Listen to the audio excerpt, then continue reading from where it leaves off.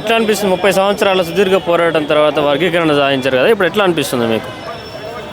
First of all Mandakrishna గారికి మా జాతికి అందరికీ అభినందనలు.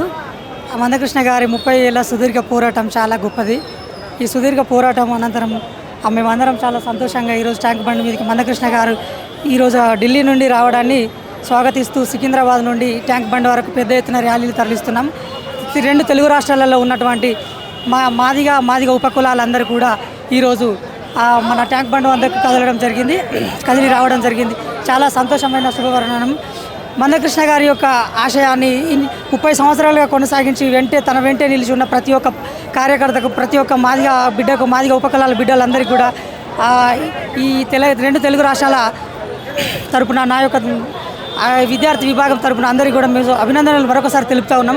మందకృష్ణ గారి యొక్క కార్యాచరణ గురించి తెలుసుకున్నట్టయితే మందకృష్ణ గారి 30 సంవత్సరాల సుదీర్ఘ పోరాటంలో ఆయనని ఎంతోమంది నాయకులు, ఎంతోమంది పార్టీ పెద్దలు ఆయనను ఎంతో భయభ్రాంతులకు గురి చేసినప్పటికీ కూడా ఎక్కడ కూడా వెనుకడుగు వేయకుండా ABCD వర్గీకరణ నా ధ్యేయం అన్న రేంజ్లో ఒక్కసారిగా తన ఉద్యమాన్ని 30 ఏళ్ళుగా కార్యాచరణను కొనసాగించి తన విజయాన్ని ఈరోజు చిరస్మరణ చేసినందుకు చాలా ఆనందంగా ఉంది. ఇంకా తను భవిష్యత్తులో మంచి కార్యాచరణ జరిపించాలని మేమందరం మనస్ఫూర్తి. సంవత్సరాల నుంచి పాల్గొంటున్నారు ఉద్యమంలో? నా ఉద్యమం మందకృష్ణ గారి ఉద్యమం 96 అంటే నా స్టార్టింగ్ వచ్చేసి డిగ్రీ అయిపోయినప్పుడు 2012 నుండి నేను మందకృష్ణ గారితో ఉద్యమంలో పాల్పంచుకుంటున్నాను.